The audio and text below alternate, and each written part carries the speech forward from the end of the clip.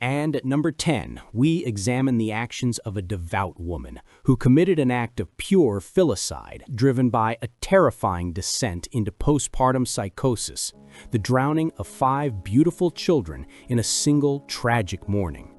Stay tuned, because the legal battle that followed was not about guilt but about sanity, and it revealed a dark truth about the mental health system that failed her. But later in this list, we will look at a mother who was not mentally ill, but completely calculating, poisoning her own family for profit. A story so wicked it spanned decades and continents. Number 10. Andrea Yates, The Drowning in Clear Lake. The date? June 20th, 2001. The victims: Noah, 7, John, 5, Paul, 3, Luke, 2, and Mary, 6 months. The crime? The systematic drowning of all 5 children in the family bathtub. The location? Clear Lake City, Texas. The Yates family appeared to be the picture of conservative Christian ideals in their quiet Houston suburb. Russell Yates, an engineer, and Andrea, a former nurse, had decided early on that God wanted them to have as many children as possible. By 2001, they had 5. But behind the facade of faith and family values, Andrea Yates was fighting a slow, terrifying war with her own mind. Her decline began long before that infamous morning. After the birth of her 4th child, Luke, in 1999, she suffered her first major psychotic breakdown, attempting suicide and receiving a diagnosis of severe postpartum depression and postpartum psychosis. She was treated, stabilized, and released. But after the birth of her 5th child, Mary, in late 2000, the darkness returned with a vengeance. Andrea's mental health spiraled completely out of control. She stopped eating, stopped talking, and began self-harming. Crucially, she developed delusions of grandeur and religious paranoia. She believed she was a failure and that her children were not growing up correctly. She believed they were stunted and destined for hell. The delusion became her terrifying logic. The only way to save her children's souls was to send them to God immediately before the devil could corrupt them further. The morning of Wednesday, June 20th, 2001, was a day Russell Yates would replay in his mind forever. He went to work. Andrea's mother-in-law arrived shortly after to watch the children. When Russell's mother left, Andrea was alone with the children. The horror began. The methodical nature of the crime is what chilled the world.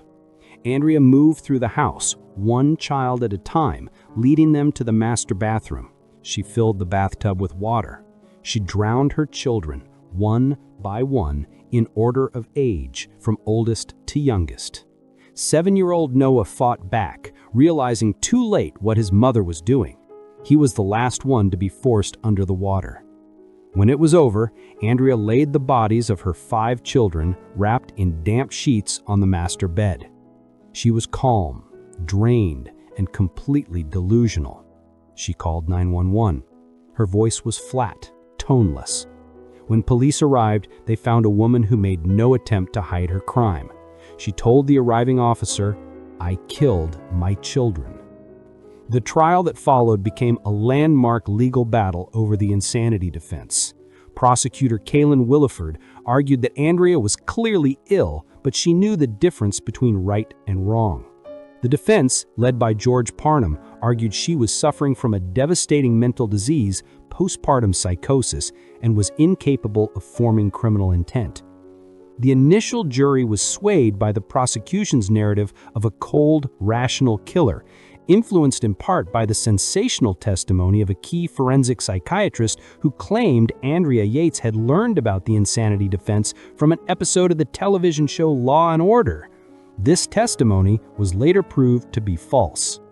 In 2002, Andrea Yates was convicted of capital murder. But the story was not over.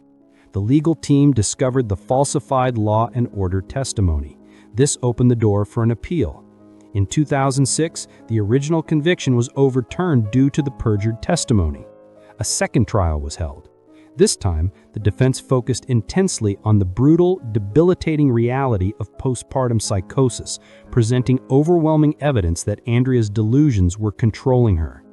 This time, the jury believed them. On July 26, 2006, the second jury found Andrea Yates not guilty by reason of insanity. She was committed to the North Texas State Hospital, a maximum security mental facility where she remains today. The case forced a necessary, painful public reckoning with the reality of severe perinatal mood and anxiety disorders. It revealed a system that prioritized punishment over treating a recognized devastating illness. Her crime was monstrous, but the verdict finally acknowledged the monster was not her, but the disease consuming her mind. The Yates case exposed the dark realities of a fractured mind, but what about a mother who manufactured a horrific lie to conceal a cold, deliberate act? A few years before Yates, another mother's tearful televised pleas for the return of her two missing sons gripped the nation, only to have the entire world watch her confession unravel into a story of calculated, chilling indifference. That story of a dark conspiracy and a car sinking into a lake awaits us at number 9. Before we dive into that shocking betrayal, please take a moment to tell us in the comments where in the world you're watching from, and subscribe if you want to keep following this countdown of history's most shocking secrets.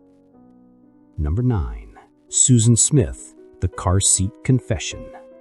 The date, October 25th to November 3rd, 1994. The victims, Michael, 3, and Alex, 14 months old. The crime, letting her two young sons drown in a car by rolling it into John D. Long Lake. The location, Union, South Carolina. The last week of October 1994, the face of Susan Smith was everywhere. Tears streaming down her face, she stood on national television, pleading for the return of her two young sons, Michael and Alex, who she claimed had been kidnapped during a brutal carjacking. The story she told was terrifying. A tall, black man had jumped into her car at a stoplight, forced her out at gunpoint, and driven off with her children strapped into their car seats. The whole country rallied around the distraught young mother from Union, South Carolina. But investigators, even as they launched a massive manhunt for the fictitious carjacker, began to notice the inconsistencies. Smith's story was too clean, too theatrical. She gave detailed descriptions of the non-existent kidnapper, but seemed strangely disconnected from the details of the carjacking itself. The key fact that gnawed at enforcement was the 9 days of non-cooperation and the repeated changes in her account. The true motive, investigators soon learned, was pure, selfish ambition. Susan Smith had recently been abandoned by her wealthy, influential ex-boyfriend, Tom Findley. Findley had told her he wanted a life with her, but he couldn't handle the responsibility of raising her two small children. The dark realization took root in Susan's mind. Her children were obstacles. They were the barrier to the life of luxury and romance she desperately craved. The tragedy wasn't a carjacking, it was a cold, calculated disposal of inconvenient lives. On October 25, 1994, Susan Smith drove her 1980 red Mazda Proteza to a dark, isolated boat ramp at John D. Long Lake. She pulled the car to the edge of the ramp, put the transmission into neutral, and engaged the emergency brake. Michael and Alex were secured in their car seats in the back. What happened next is the betrayal the human mind struggles to comprehend. She got out of the car. She walked to the front door, reached in, and released the emergency brake. She stood on the shore and watched as the car, with her sons inside, slowly rolled down the ramp and slipped into the dark, cold water. The car sank quickly. Her sons drowned, strapped in, unable to escape their fate. Susan drove home, began her elaborate performance, and invented the phantom attacker. For 9 days, the nation held its breath. The image of the two boys was etched onto every newscast. Governor Carroll Campbell Jr. offered a $10,000 reward. But on November 3rd, the pressure from the unrelenting lead investigator, Sheriff Howard Wells, became too much.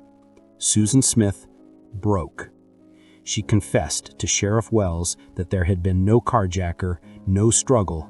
There was only the lake, the car, and her own horrifying choice.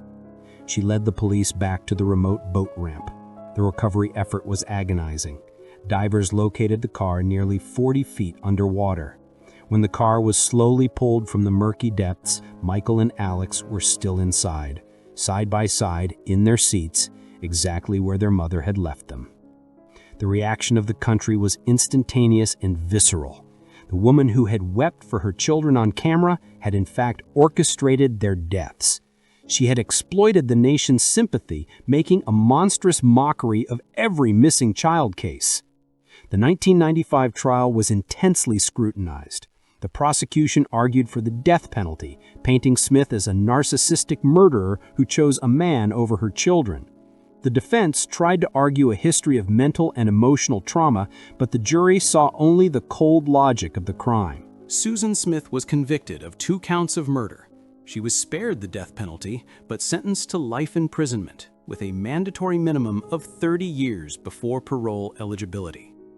The tragic lesson of the Susan Smith case was not about a monster who burst into the suburbs, but about the terrifying, calculated decisions made by the seemingly normal people already living there.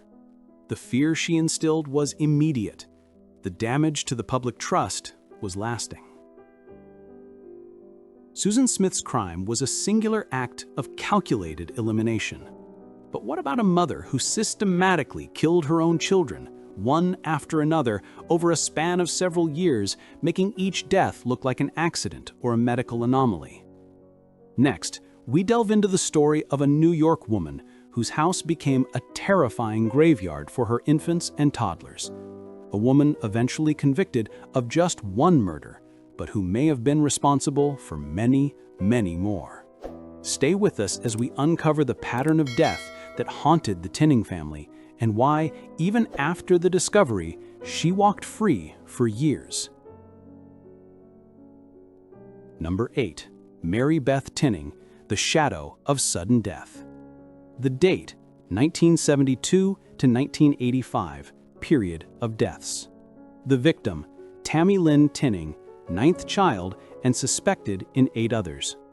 The crime, smothering or suffocation of infants and children, initially diagnosed as SIDS or natural causes.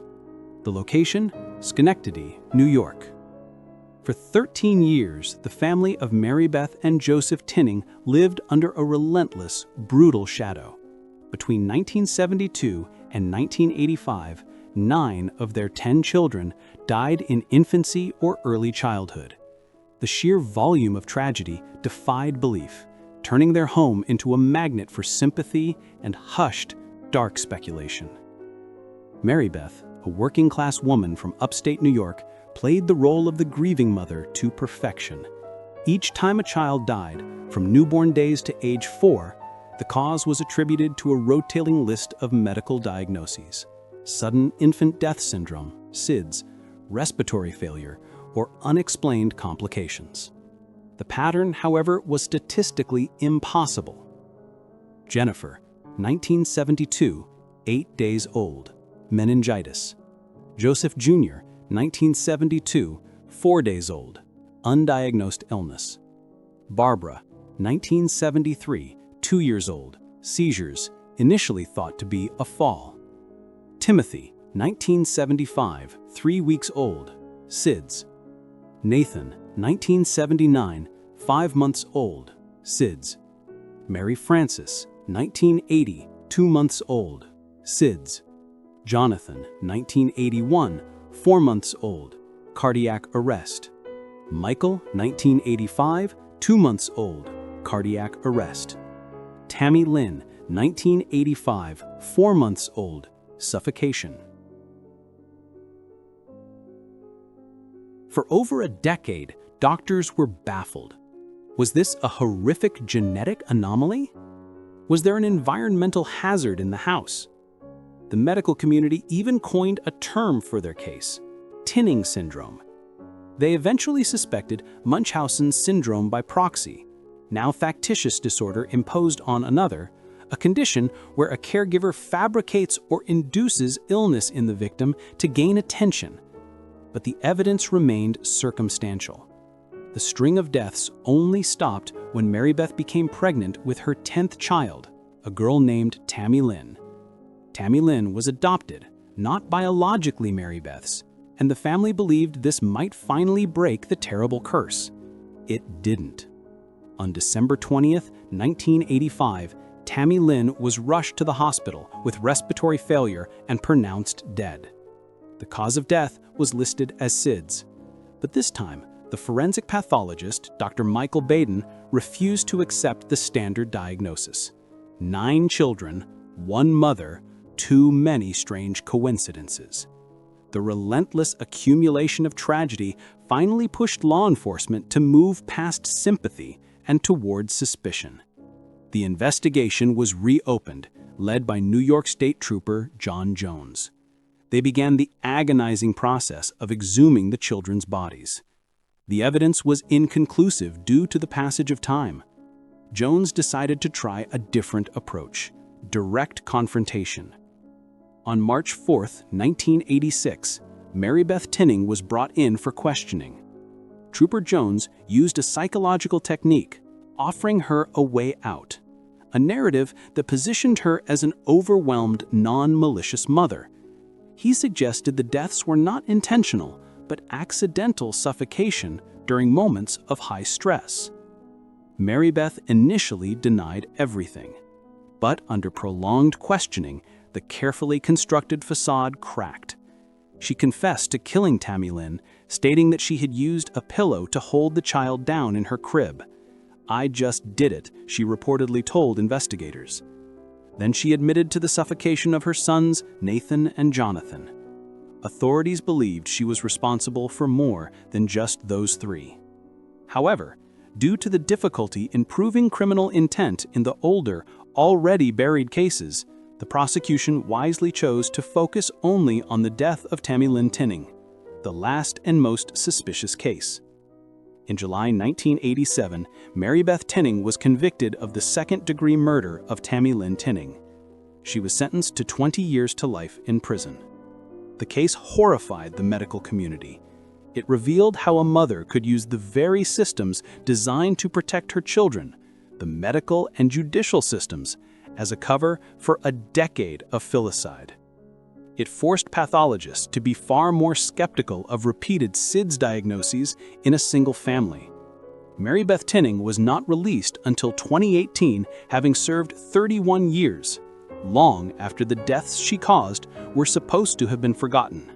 The legacy she left was not a string of tragedies, but a chilling reminder that the person you trust the most can sometimes be the deadliest.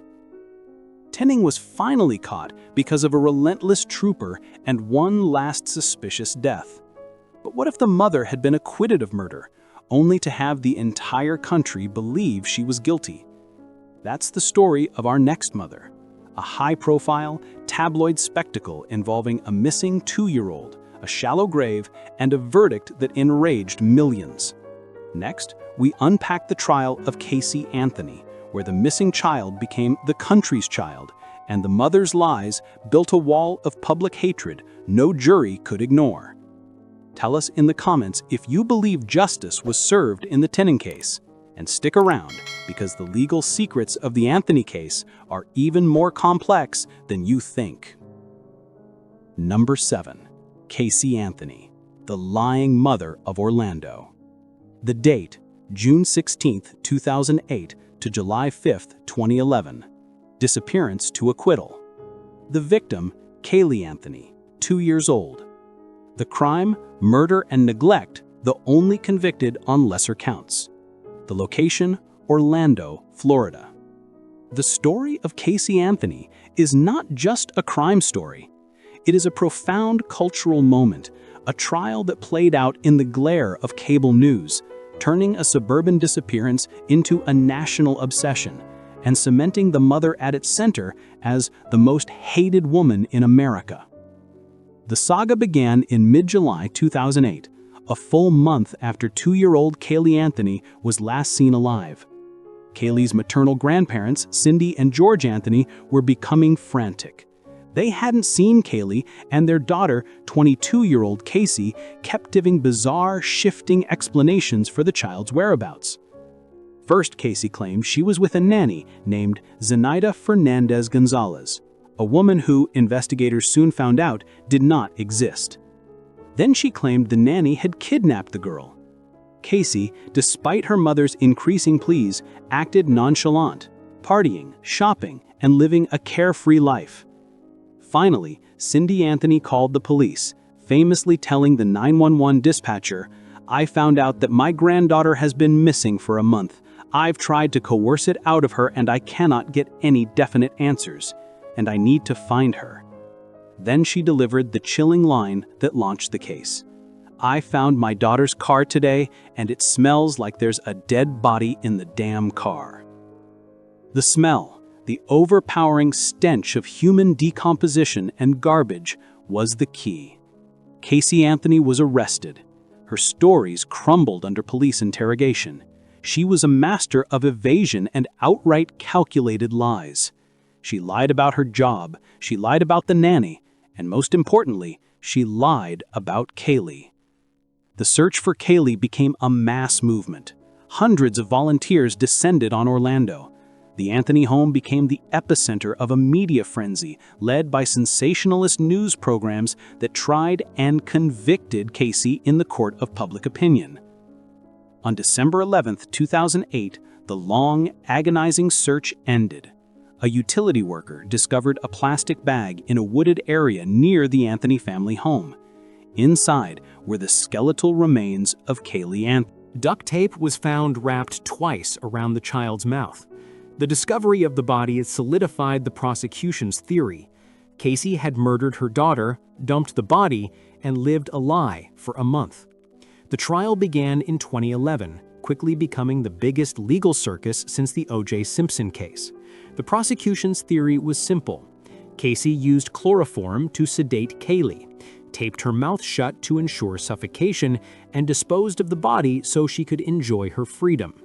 They presented the evidence of the car's odor, the duct tape, and the mother's shocking behavior.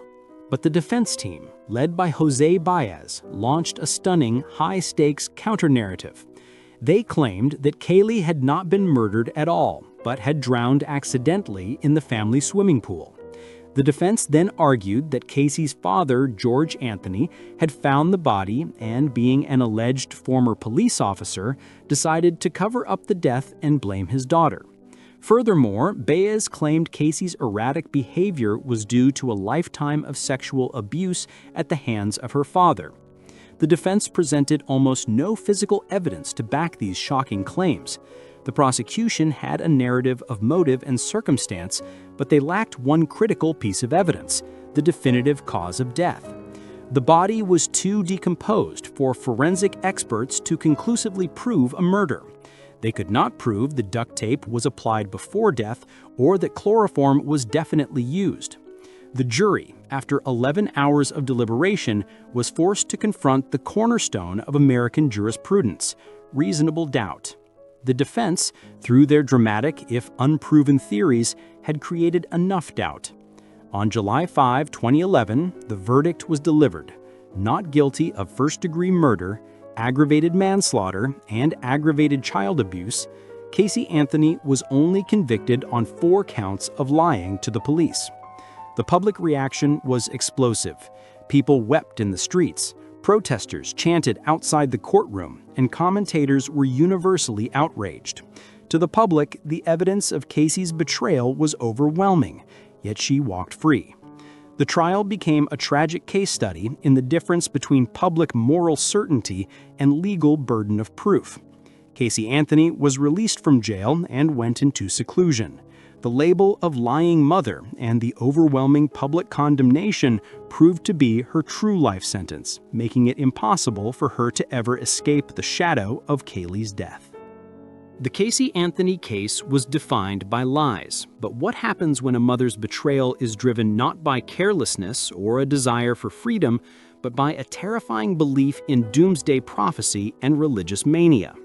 That's the story of our next mother, a woman who moved her children across state lines, entangled herself with a charismatic prophet, and stood accused of multiple murders and the disappearance of her own children in a terrifying end-of-days conspiracy.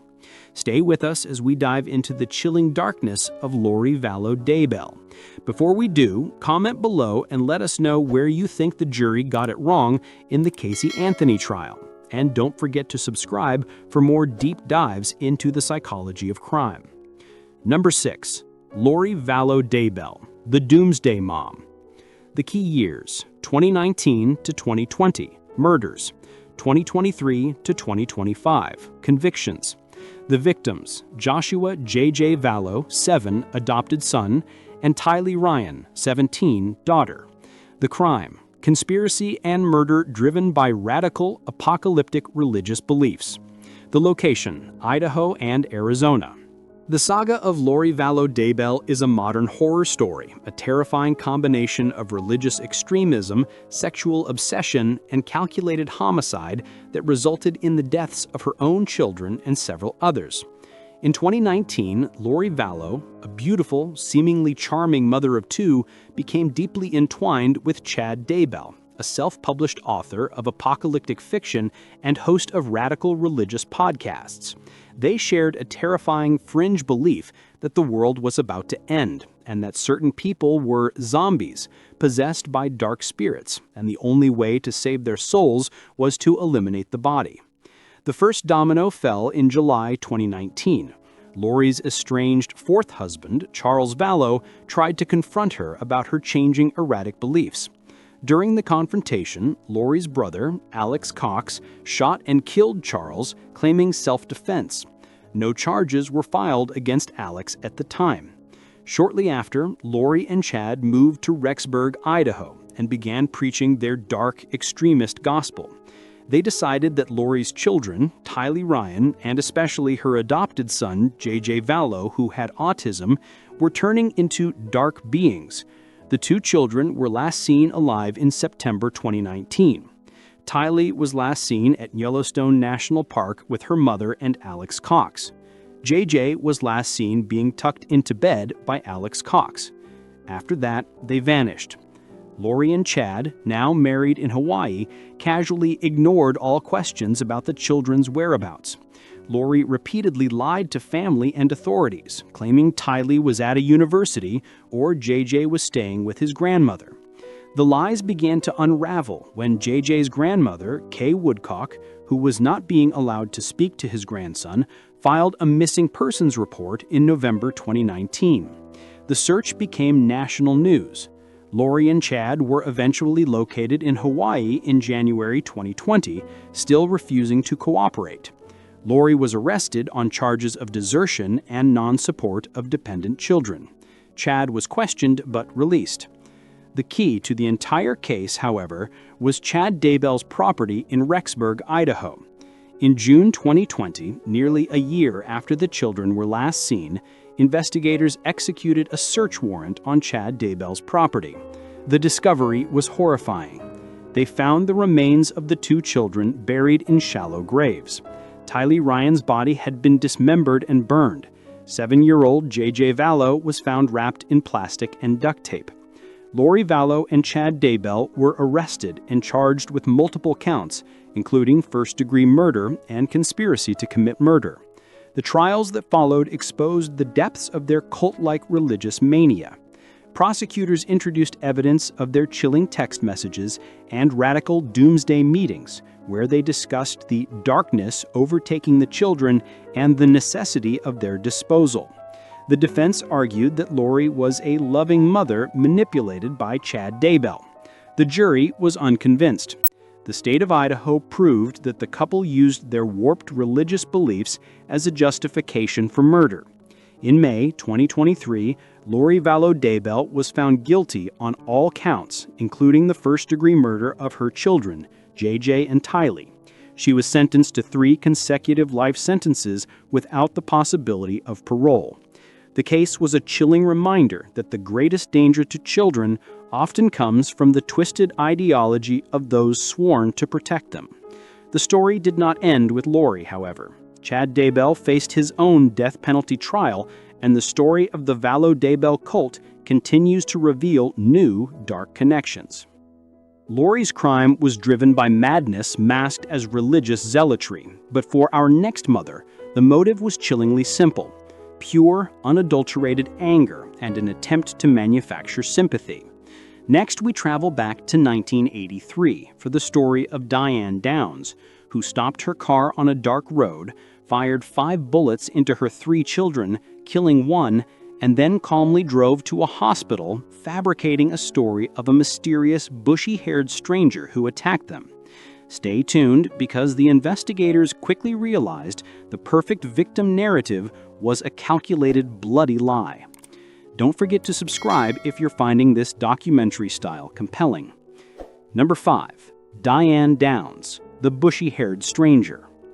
The date, May 19, 1983. The victims, Cheryl, 7, deceased, Christy, 8, permanently injured, and Danny, 3, paralyzed. The crime, shooting her 3 children to remove them as obstacles in her romantic pursuit. The location, Springfield, Oregon. Diane Downs was obsessed, not with her job, not with her 3 beautiful children, but with a married man named Robert Knickerbocker. Knickerbocker, a conservative and deeply religious man, had made it clear to Diane he loved her, but he was not ready to leave his wife, and he absolutely would not entertain a relationship with a woman who had 3 small children. Diane's solution to this obstacle was brutal, cold, and calculated. On the evening of May 19, 1983, Diane drove her 3 children, 8-year-old Christy, 7-year-old Cheryl, and 3-year-old Danny, down a secluded rural road in Oregon. She pulled the car over. Then, she fired 5 bullets at them at point-blank range with a .22 caliber handgun. Cheryl, the middle child, was shot in the chest and killed instantly. Christy was shot in the spine and paralyzed. Danny was shot in the spine and paralyzed as well. After the horrific act, Diane herself was shot once in the arm, a superficial wound she inflicted on herself to complete the narrative. She then drove her blood-soaked car at breakneck speed to a local hospital, screaming about a supposed attack by a bushy-haired stranger who had forced them off the road. The scene at the hospital was chaos. Doctors and nurses fought to save the children, but police immediately noticed the strange, unsettling calm of the mother. Diane Downs was too poised, too eager to give interviews, and most tellingly, too worried about the possibility of the attack damaging her beloved car. While her children were fighting for their lives, she was reportedly telling nurses about her various affairs and complaining about her ex-husband. The lead investigator, Detective Doug McGreer, was highly suspicious. His first breakthrough came not from physical evidence, but from Christy Downs. Despite being gravely wounded and having a stroke that briefly impacted her speech, Christy was lucid enough to communicate. During a painstaking process of questioning, she whispered the words that broke the case wide open. "My mom did it." Christy's testimony was the linchpin. She recounted how her mother had pulled the car over, calmly taken the gun from beneath the armrest, and shot them. She described the mother's coldness, the absence of any bushy-haired stranger. But the police needed more than the testimony of an injured child. They found Diane's private diary. The diary contained extensive entries detailing her obsession with Robert Knickerbocker and her explicit, chilling frustration that her children were preventing her from having the life she desired. The diary entries revealed the motive to be not madness, but selfish, cold-blooded elimination. In 1984, Diane Downs was convicted of murder, attempted murder, and assault. The judge sentenced her to life plus 50 years, adding the condition that she would not be eligible for parole until she had served 25 years and undergone a psychological evaluation that proved she was no longer a danger to others. The case of Diane Downs remains a terrifying example of malignant narcissism over maternal instinct. She committed the ultimate betrayal for the most trivial of reasons, to be free to pursue a man who didn't want her. Her surviving children were adopted and went on to rebuild their lives, but the memory of their mother's bullet wounds remains indelible. Downs attempted a brazen escape from prison in 1987 but was quickly recaptured. She has since been denied parole multiple times as the psychological evaluations continue to show she exhibits no remorse and remains a high-risk offender. The motive of Diane Downs was selfish desire. But what about a mother whose reign of terror was defined by sustained, unimaginable torture, abuse, and coercion over years, not minutes? Next, we delve into the dark domestic hell of Theresa Knorr, where not just murder but a horrifying system of family secrecy and absolute control turned her children into both victims and unwilling accomplices. Stay tuned, because the true horror of this story was only revealed decades later when a surviving daughter finally found the courage to speak. We want to know, where are you watching from? Comment below. Number 4. Theresa Knorr, the domestic torturer. The key period, early 1980s through 1993, crimes revealed. The victims, Sheila Bellis, 16, and Theresa Terry Knorr, 17. The crime, sustained physical and sexual torture followed by the murder of 2 daughters. The location, Northern California. The story of Theresa Knorr is a long, slow descent into a domestic abyss, where a mother's trauma and rage transformed her into a brutal, paranoid tyrant. Knorr was a volatile, deeply disturbed woman whose life was marked by failed marriages, alcoholism, and a profound, pathological need for control over her 6 children. Starting in the late 1970s, Knorr's abuse escalated from neglect and beatings to systematic medieval-style torture, all conducted under the roof of her California home. She turned her children against each other, isolating them and forcing them into a toxic codependence where survival meant absolute obedience to her every, often bizarre, command. Her first murder was the culmination of years of abuse directed at her daughter Sheila Bellis. In 1984, Sheila, by then a teenager, was caught trying to run away. Knorr, enraged by the betrayal, chained Sheila in a small closet.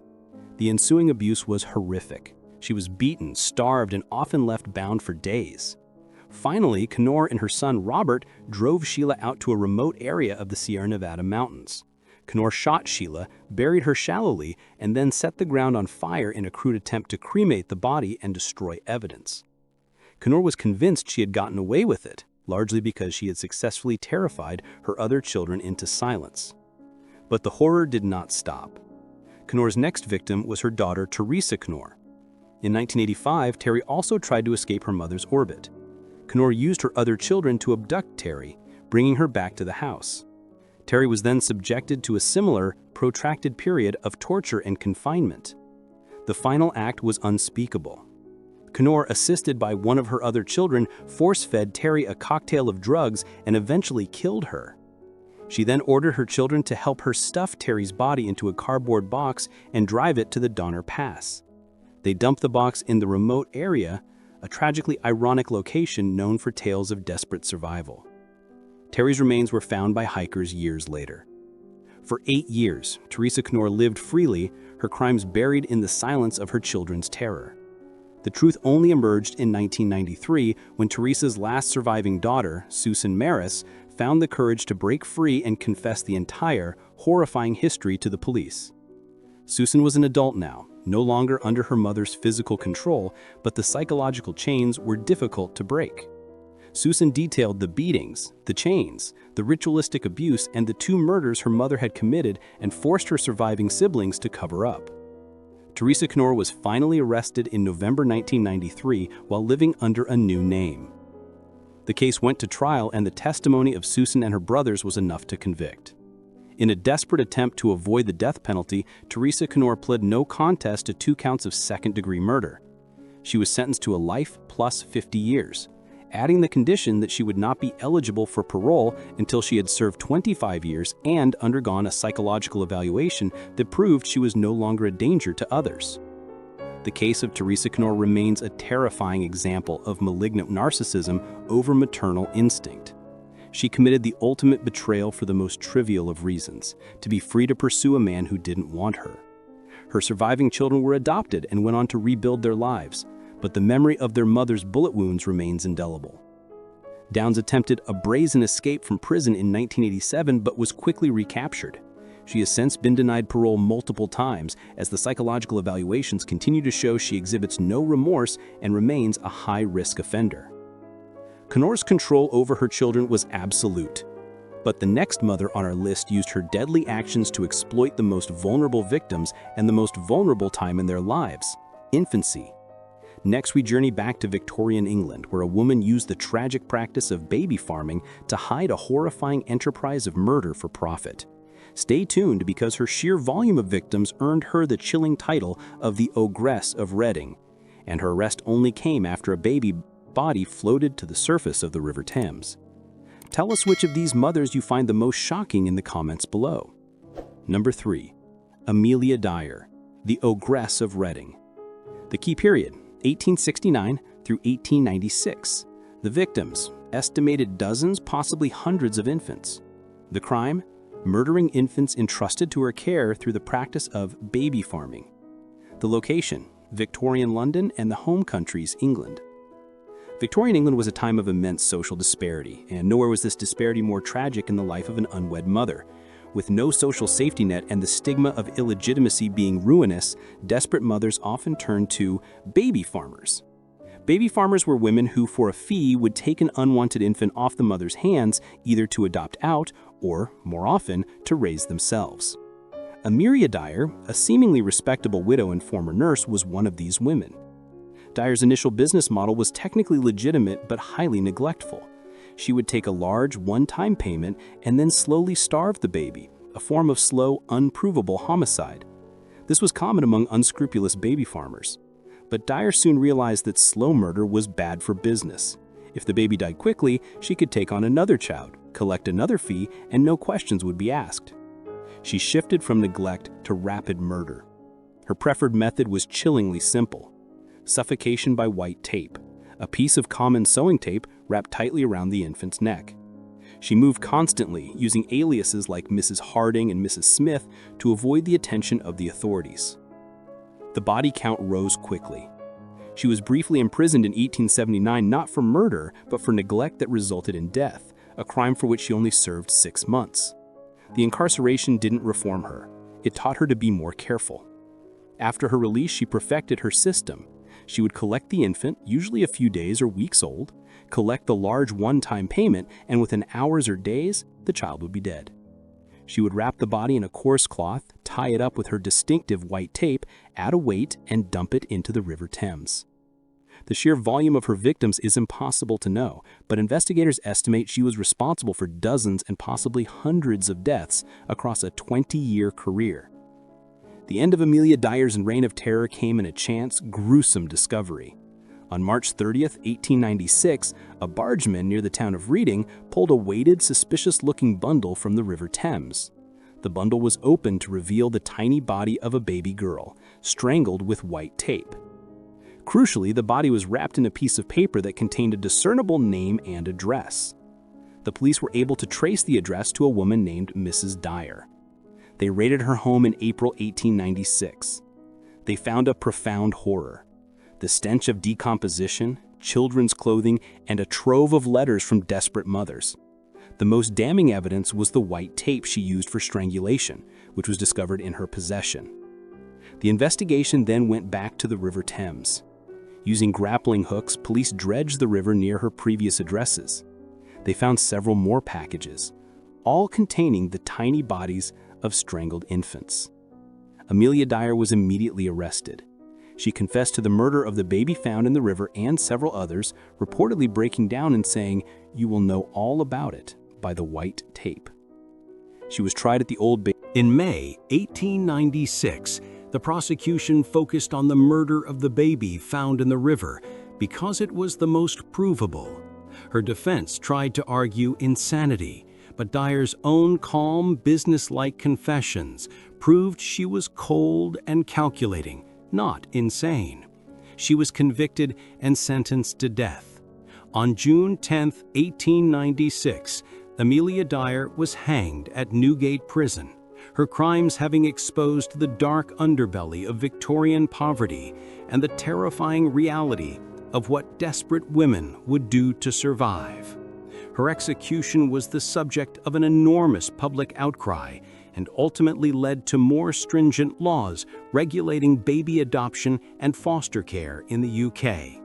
Amelia Dyer killed for a one-time fee, but what if a mother systematically eliminated multiple members of her own family for the ultimate payout, insurance money?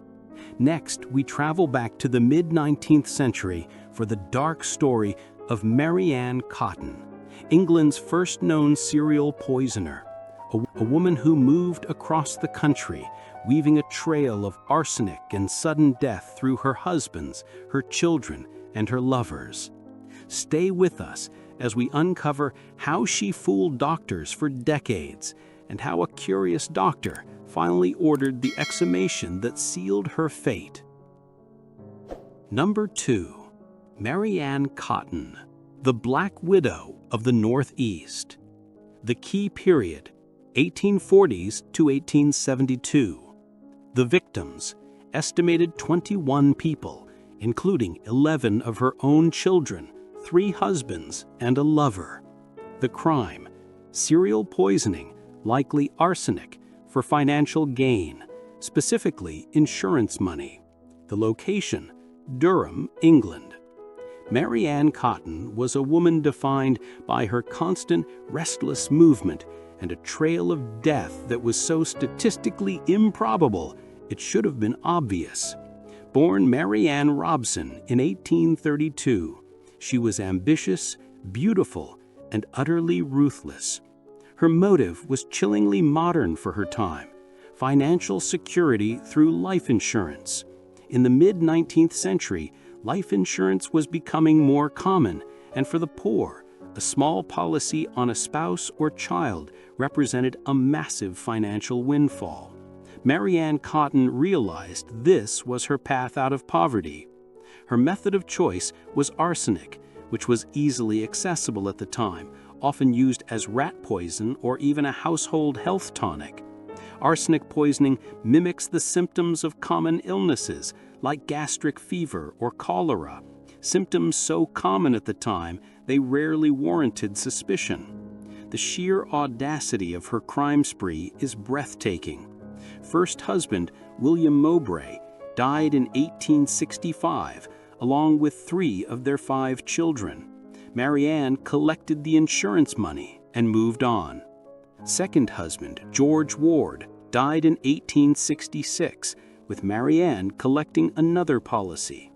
Third husband, James Robinson, died in 1867, after which 2 of their children died. She collected insurance again. Fourth husband, Frederick Cotton, died in 1872, after which 2 of her stepsons and her own son, Charles Edward Cotton, died. The pattern was undeniable. Wherever Mary Ann Cotton settled, death followed.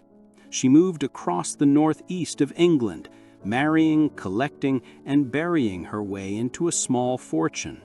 Of the 13 children she bore or adopted over 2 decades, only 2 survived her. Her final victim was her stepson, Charles Edward Cotton. After his death, Mary Ann quickly arranged for his life insurance payout.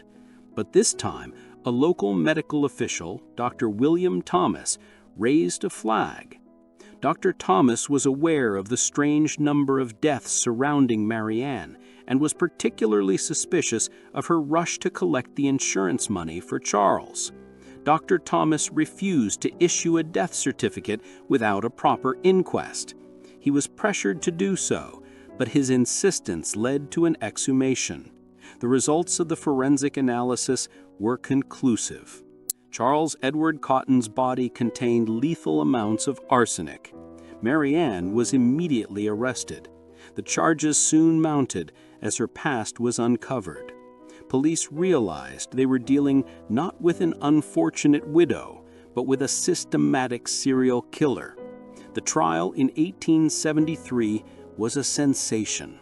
The prosecution presented the mountain of circumstantial evidence: the multiple dead husbands, the dead children, the common motive of insurance money, and the repeated use of arsenic. The defense attempted to argue that the arsenic had entered the body via contamination in the environment, but the evidence of her motive and her consistent pattern of murder was too strong. Mary Ann Cotton was found guilty of the murder of Charles Edward Cotton. On March 24, 1873, Mary Ann Cotton was hanged at Durham County Jail. her crimes having become a grim folk legend and forever changed how deaths in a single family were investigated, bringing an end to the ease with which women could use poison as a domestic weapon. She was a devastating reminder that the most ambitious criminals are often those who operate in plain sight, exploiting the trust of both their families and the law. The legacy of Mary Ann Cotton was a trail of bodies stretching back decades, but our number one mother's victims were hidden in a single quiet house for years before the terrifying discovery. Next, we conclude our countdown with the story of Megan Huntsman, a Utah woman whose dark secret was only revealed in 2014 when her estranged husband discovered the remains of 6 murdered newborns hidden in her garage. This is a story of profound denial, utter indifference, and a secret kept for 2 decades. Tell us if you believe there are more like Mary Ann Cotton still operating today. And finally, please subscribe to ensure you don't miss our next deep dive into history's darkest secrets. Number 1. Megan Huntsman, the secret nursery in the garage. The key period, 1996 to 2006, killings, discovered 2014. The victims, 6 newborn infants. The crime, murder and concealment of multiple newborns immediately after birth. The location, Pleasant Grove, Utah. The final mother on our list presents a unique, chilling profile of complete systemic denial and indifference to life. Megan Huntsman was a seemingly normal Utah mother of 3 girls, living a quiet, low-income life with her estranged husband, Darren West. But in the shadows of her seemingly ordinary home, a terrifying secret had been kept for almost 2 decades. The horror was discovered by accident in April 2014. Darren West, who had been separated from Megan for a few years and recently released from prison, was at the Pleasant Grove home clearing out the garage for her parents. He found a suspicious-looking plastic box.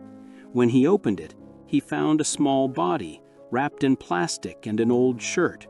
The body was the size of a newborn infant. West immediately called his sister, who called the police. When authorities arrived, they began a methodical search of the garage. The first box was not the only one. They found 6 additional boxes, all containing the remains of tiny newborn babies. The crime scene was not a dungeon, but a typical suburban garage, a testament to the complete detachment of the crime from reality. Megan Huntsman, 39, was quickly apprehended. Under police questioning, the truth was revealed. Between 1996 and 2006, Megan Huntsman had been pregnant at least 9 times. She had successfully hidden her pregnancies from everyone, including her long-term husband. The 3 children who survived were girls she had had when she wanted children. The others, the 7 infants found in the garage, were victims of a cold, systematic elimination driven by a desire to avoid responsibility. She confessed that after giving birth in her own home, often in the bathroom, she would immediately check if the baby was breathing. If it was, she would either strangle or suffocate it, place the body in a plastic bag, seal it in a box, and store it in the garage. Of the 7 bodies found, 1 was determined to be a stillbirth, but the other 6 were ruled to be the victims of homicide. The revelation shocked the quiet community of Pleasant Grove. The fact that a mother could maintain such a horrifying secret, raise her other 3 daughters, and interact with the world while housing a tiny, grim nursery in her garage was baffling to law enforcement and the public. The motive was utterly devoid of the complex pathology of the other cases. It was not religious mania, like Vallow, financial greed, like Cotton, or postpartum psychosis, like Yates. It was a profound, simple indifference, a refusal to allow pregnancy and childbirth to disrupt her life. In February 2015, Megan Huntsman pleaded guilty to 6 counts of first-degree murder. She was sentenced to 6 consecutive terms of 5 years to life, meaning she must serve at least 30 years before any possibility of parole. The Huntsman case exposed the rare, dark crime of neonate infanticide, the killing of a child within 24 hours of birth on a mass scale, often committed by mothers who are in complete denial of their pregnancy.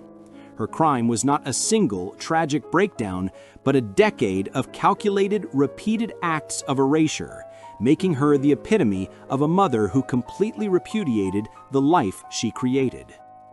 The stories of these 10 mothers, from the grand, horrifying plots of the poisoners like Mary Ann Cotton to the calculated, selfish eliminations of Susan Smith and Diane Downs, and the deep, dark psychological fractures of Andrea Yates, force us to confront a fundamental human truth.